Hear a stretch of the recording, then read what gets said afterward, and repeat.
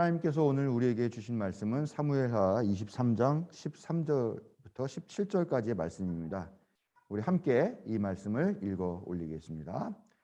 수확을 시작할 때에 블레셋 군대가 르바임 평원에 진을 치니 30인 특별부대 소속인 이 세 용사가 아둘람 동굴로 다윗을 찾아갔다.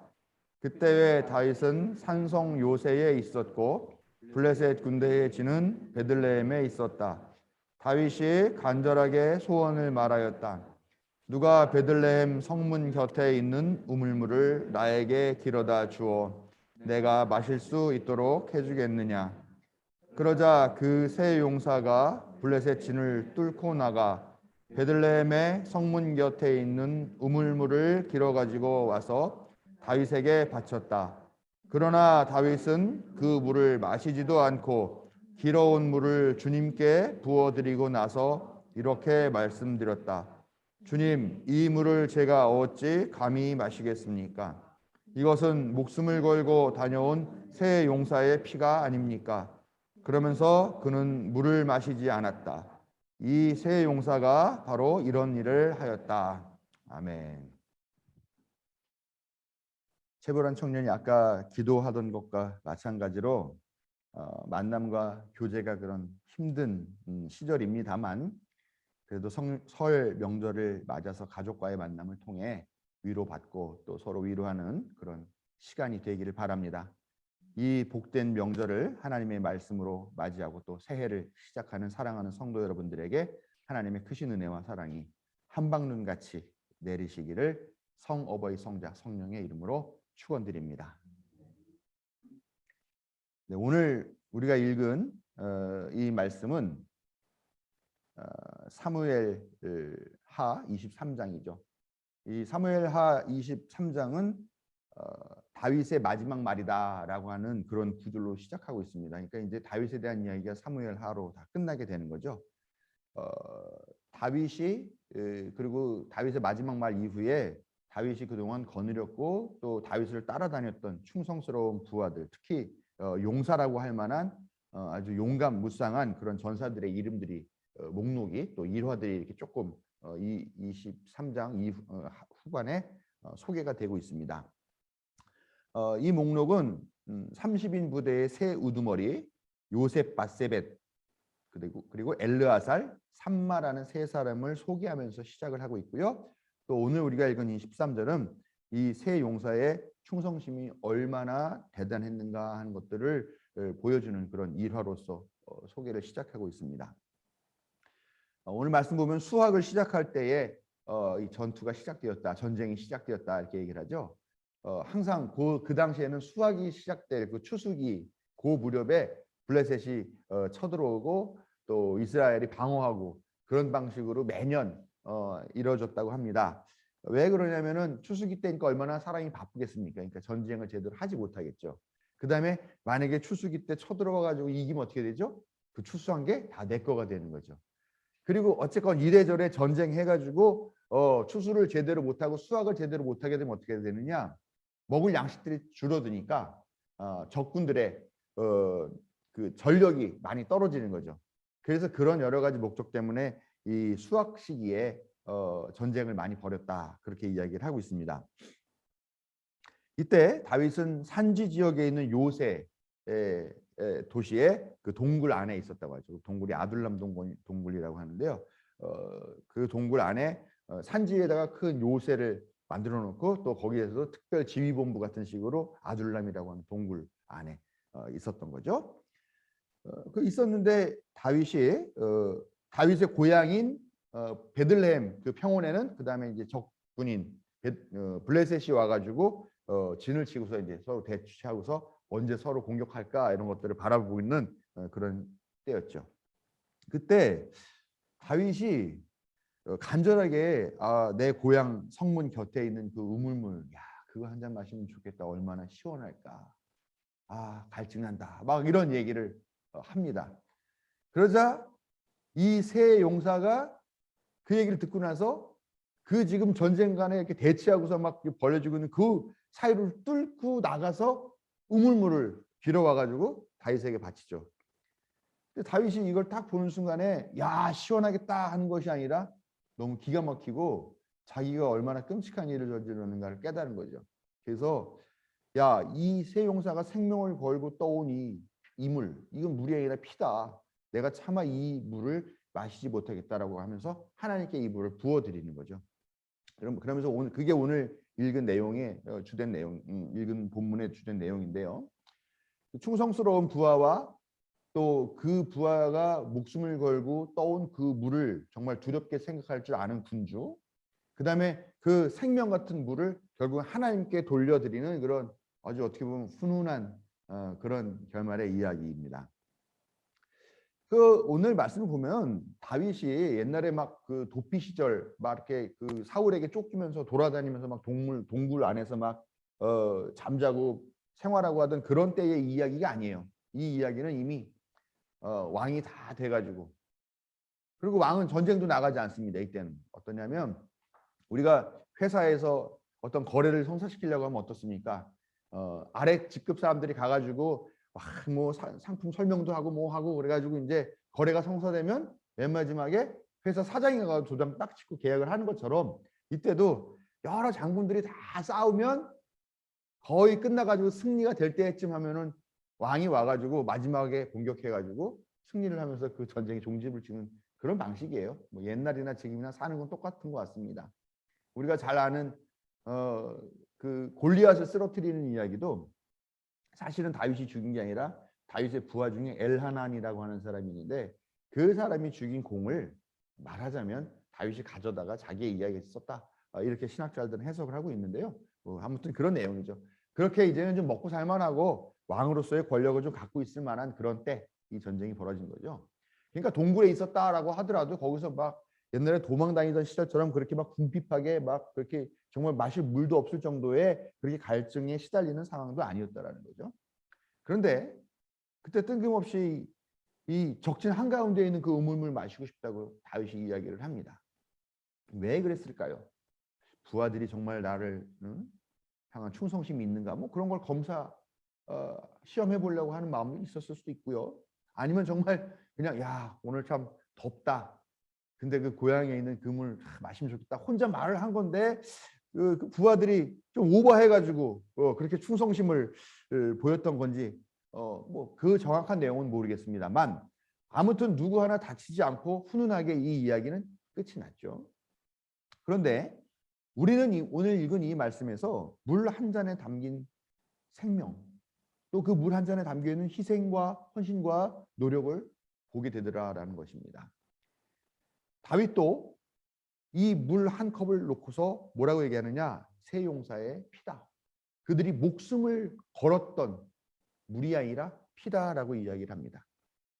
하나님은 피를 마시지 말라라고 강력하게 경고를 하고 계시죠. 레위기 17장 10절 보면은 하나님이 피를 먹는 사람은 절대 가만두지 않겠다. 피째 먹는 걸 가만두지 않겠다. 짐승에 대한 이야기였습니다. 그러면서 왜냐하면 그 생물의 생명은 그 피 속에 들어있기 때문에 생명 고기를 먹는 거는 괜찮지만 생명까지 갈아 먹는 거는 내가 결코 놔두지 않겠다라고 이렇게 경고를 하고 있다는 거죠. 근데 이런 이야기가 피를 먹지 말라, 피는 생명이다라는 말이 성서 곳곳에 나오고 있어요. 이 말은 뭐냐? 다른 사람이나 다른 동물이나 다른 생물의 생명을 함부로 취하거나 함부로 죽이거나 막 대하거나 가볍게 여기지 말고 그렇게 상해를 입히지 말아라라고 하는 그런 경고라는 것을 알 수 있다는 것이죠. 반대로 예수님은 뭐라고 말씀하시죠? 내 피를 마셔라. 내 피는 생명수다. 예수님의 생명을 나의 생명, 여러분의 생명으로 받아들여라. 그 생명으로 살아나가라라고 하는 그런 뜻으로 말씀하시죠. 여기서도 역시 마찬가지로 피는 생명이다라는 그런 뜻으로 이야기를 하는 거죠. 즉 유대교 안에서는 피는 생명과 같은 의미입니다. 그런데 단순하게 피만이 아니죠. 오늘 보면은 이 물 한 잔도 이것은 저 세 용사의 피다라고 이야기를 하는 것이죠. 그러니까 피 자체가 의미가 있는 것일 수도 있겠지만 또 한편으로는 어떤 생명적인 노력과 헌신과 희생이라는 의미도 우리가 깊이 생각해야 된다는 것이 오늘 이 말씀이 우리에게 주고 있는 교훈이라는 것입니다. 다윗은 한 잔의 물만이 아니라 그 안에 담겨있는 세 용사의 피와 생명을 보았습니다. 참으로 다행히 그 많은 적들이 진을 치고 있는 그곳을 뚫고 갔다 왔지만 사고는 당하지 않았어요. 그러나 그 물에 담겨 있는 생명의 의미를 보았기 때문에 다윗이 너무 놀랬고 너무 감동했고 너무 두려워서 차마 그 물을 마시지 못했다라는 것이죠. 그래서 어떻게 했습니까? 생명의 주인이신 하나님께 물을 돌려드렸다라는 것입니다. 그러나 다윗처럼 이 물 한 잔에 담겨 있는 생명을 보지 못하고 탐욕과 이익 또 쾌락과 권력에 취해서 기꺼이 생명에 담긴 물을 마시는 일들이 너무 많다라는 것입니다. 아니 그냥 우연하게 들어간 생명의 물조차도 아니고 오히려 자기가 생명을 갈아 넣은 물을 자기가 마시는 일이 얼마나 많이 있느냐라는 겁니다. 우리가 너무나 잘 아는 이야기죠. 춘향전 보면은 거기 이몽룡이 어사또가 돼가지고 고향에 돌아오죠. 근데 거지꼴로 와가지고 마침 남원 부사인 변학도가 벌이고 있는 그 잔치에 찾아갑니다. 와가지고 거기서 내가 한시를 하나 읊겠어. 그래서 한번 읊어보아라. 거지꼴로 왔는데 네가 뭐 있겠냐 했는데 거기서 이런 시를 읊습니다. 금준미주는 천인혈이요 옥반가효는 만성고라 총루낚시의 민누락이요 가성고체의 원성고라. 이게 무슨 뜻이냐? 금동이에 담겨있는 아름다운 술은 많은 백성의 피요 옥소반의 아름다운 안주는 1만 백성의 기름이라. 촌농 떨어질 때 백성 눈물도 떨어지고 노랫소리 높은 곳에 원망소리 높았더라. 이런 시를 읊은 거죠. 즉 변학도와 탐관 오리들이 지금 모여서 먹고 마시고 즐기고 있는 그 술과 안주, 그 다음에 그것들을 담은 그 그릇들은 뭐냐? 백성들의 생명을 갈아 넣어서 만들고 생명들을 눌러서 쥐었던 백성들의 그 생명을 눌러 짜서 만들어진 그런 기름이고 그들의 영혼을 갈아 넣어서 만들어진 그런 것들이라는 것이죠. 그런 것들을 지금 즐기고 있다는 겁니다. 근데 춘향전 이야기가 아니라 지금 오늘 우리는 불행하게도 이런 모습을 여전히 보고 있다는 것입니다. 노동자들의 생명이 갈리고 빨리고 눌리고 녹아 들어가는 것을 지금 가슴 아프게 보고 있다는 것이죠. 우리 너무 지금 이것도 이제 지겨울 정도가 됐어요. 광주 아파트 붕괴 사건이요. 지금 6명이 거기 매몰되어 있는데 이제 몇 명 찾았어요? 3명 찾았습니까? 이게 지금 보니까요. 벌써 한 20일 됐나요? 뭐 한참 전에 벌어진 일인데 아직까지도 지금 이게 진척이 안 되고 있는데 지금 다 현대산업개발인가에 대해 성토하고 있잖아요. 실종자들이 계신데 벌써 죽었다고 단정하는 건 너무 죄송한 말씀이긴 합니다만 지금 상황이 그렇죠. 또 뭐 몇 년 전 일이긴 합니다만 구의역에서 스크린도어 작업하던 김군도 그의 생명을 그 지하철 갈아 넣은 거잖아요. 어제도 또 양주에서 석재 채취하던 노동자 3명이 또 토사에 깔려가지고 붕괴 사고 났었죠. 매몰됐다는데 저녁 때쯤 보니까 2명이 사망한 대로 발견됐다라고 뭐 밤샘 작업한다는데 그 사이 어떻게 됐는지 잘 모르겠습니다. 하루에 건설 노동자만요 1.3명씩 사망한대요. 그러니까 1년에 한 400명 이상이 죽는다는 얘기예요. 광주에서 얼마 전에 재활용 업체에서 근무하던 20대 청년 노동자 김재순 씨가 또 파쇄기에 몸이 빨려 들어가가지고 끔찍한 사고로 죽은 일이 있었죠. 왜 이런 일들이 벌어지느냐? 기업과 업주들이 조금이라도 더 싸게 이 노동자들을 부려먹으면서 더 많이 빨아먹으려고 그러면서 안전한 노동 환경 조성을 해야 되는데 그걸 위한 수칙도 지키지 않고 그렇게 해서 생기는 그 더 많은 이익을 챙기려고 하는 그 업주들의 마음. 그리고 정말 안전하게 그런 시설들을 잘 관리하고 있는가를 관리해야 될 이 당국들. 이 사람들이 그냥 탱자탱자 건들건들 하면서 자기 일 하지 않으면서 놀고 먹으면서. 즉 이들이 마시는 밥과 먹는 밥과 마시는 술과 안주와 물과 주전부리와 그 모든 것들 안에 이 노동자들의 생명이 갈리고 눌리고 빨리고 해가지고 담겨 있다라는 것이죠. 그들의 무책임한 또 탐욕 이런 걸로 인해서 그들이 사실 자기가 마시고 있는 그 물 한 잔에 생명이 들어있다라고 하는 것을 그 사람들이 알지 모를지 참 답답하고 안타깝고 화가 난다는 것이죠. 우리는 기업가들 또 관리 감독 책임 있는 당국의 이런 행태에 대해서 당연히 분노하고 또 경고하고 이거를 그냥 좌시해서는 안 됩니다. 왜냐? 생명의 주인은 오직 하나님이시기 때문에. 그런데요. 한편 우리는 어떤가 하는 걸 한번 되돌아봐야 된다는 생각을 합니다.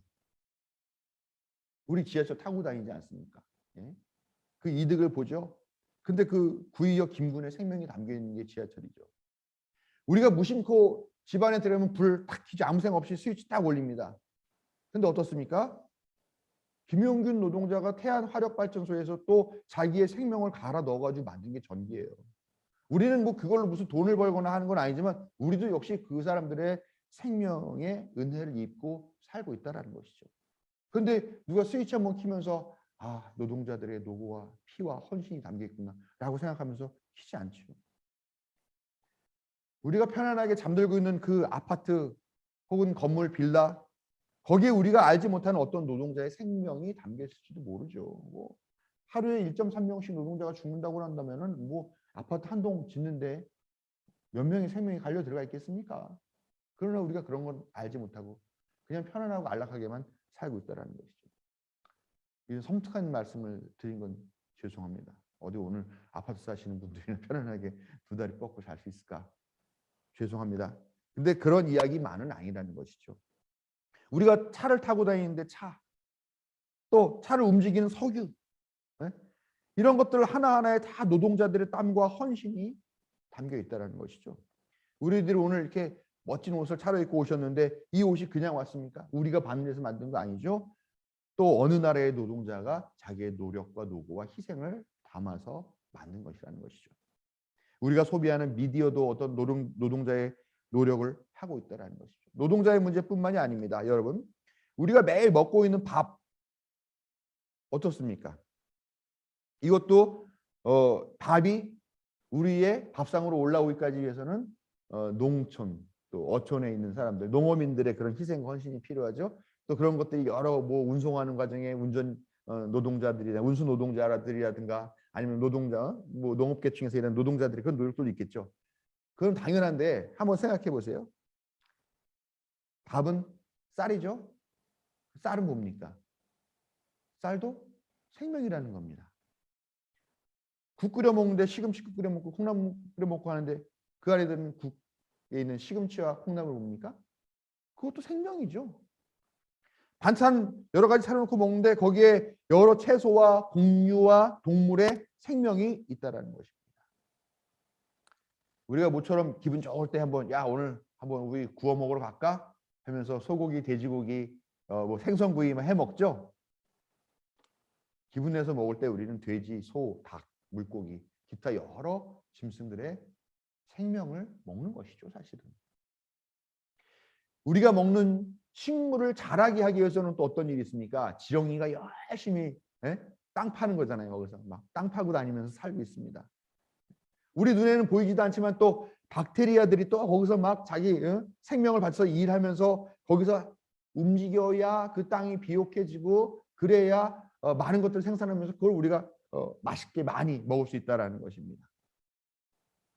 우리가 호흡하고 있는 산소는 어떻습니까? 식물들이 노력하는 거잖아요, 사실. 이런 거 뭐 우리가 대수롭지 않게 생각합니다만 얘네들이 열심히 이산화탄소 빨아들이고 산소 뱉어내면서 우리가 호흡하고 있죠. 또 우리 몸은 어떻습니까? 우리 몸. 우리 몸은 그냥 나 내 몸이야? 아니죠. 수십억 개? 뭐 숫자는 모르겠습니다.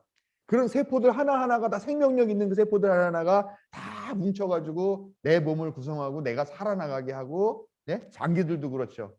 그러면서 그 세포들이 이 몸을 구성하기 위해서 죽어가고 다시 태어나고 하는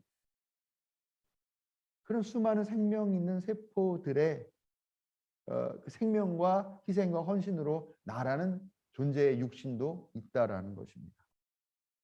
우리의 삶 자체가 어느 누군가 혹은 어떤 생명의 희생 없이는 존재하지 않고 유지되지 않는다라고 하는 것, 이것을 우리가 분명히 깨달아야 돼요. 그래서 그 생명들 앞에 겸손해야 되고 항상 감사해야 된다는 것이죠. 더 나아가서 그 생명들의 희생에 내가 헛되지 않은 삶을 살아야 되겠다라는 그런 마음가짐으로 매 순간을 살아가야겠다라는 것입니다. 물 한 잔도 사실은 함부로 마셔서는 안 되죠. 고기 한 점도 반찬 한 젓갈도 쉽게 여기면서 먹어서는 안 됩니다. 그것이 바로 물 한 잔에 담겨 있는 생명의 의미이고 우리가 겸손하게 마주해야 하는 이유인 것입니다. 노동자들의 생명이 갈려져서 들어가 있는 물과 술 한 잔을 쉽게 마시는 기업가들은 반드시 처벌돼야 되고 하나님의 심판대 앞에 서서 마땅한 죄값을 받을 줄로 믿습니다. 그러나 한편으로 우리는 어땠는가 돌아봐야 됩니다. 이것은 정치나 경제, 어떤 노동, 이런 사회의 문제만이 아니라 신앙인인 우리에게는 영성의 문제예요. 저는 하루 세 끼 먹을 때마다 식사 기도를 아주 간단하게 합니다. 그래서 가끔가다 다른 목사님들 앞에서 기도할 때는 좀 창피해요. 무슨 목사가 식사 기도를 저렇게 간단하게 해. 그럴까 봐 좀 창피한데 저는 이렇게 합니다. 당신들로 내가 삽니다. 생명으로 섬겨주심에 감사합니다. 하면서 이렇게 목례를 올립니다. 자기 생명 바쳐서 나 살려주려고 반찬이 되고 음식이 된 그것들한테 제가 목례는 한번 올리는 게 예의가 아닌가라는 생각을 합니다. 그것들은 비록 우리가 되게 가볍게 생각하고 쉽게 우리의 목구멍으로 넘기지만 반찬 이전에는 무엇이었냐? 생명이었다라는 것이죠. 우리는 이 생명들의 희생과 헌신에 마땅한 삶을 살도록 노력해야 됩니다. 그 생명들이 헛되게 희생된 것이 아니라는 그런 증거가 되는 삶을 우리가 살아내야 한다는 것이죠. 물 한 잔에 담겨 있을 생명에 감사할 줄 아는 것이야말로 참된 영성입니다. 이것을 깨닫고 삶에 성실한 것이야말로 하나님께서 우리에게 요청하는 것입니다. 물 한 잔에 담긴 생명의 의미를 깨달아 감사하고 성실하게 하나님 앞에서 살아가는 자녀들에게 어버이 되신 하나님이 더 큰 은혜와 사랑으로 채워주시기를 축원드립니다.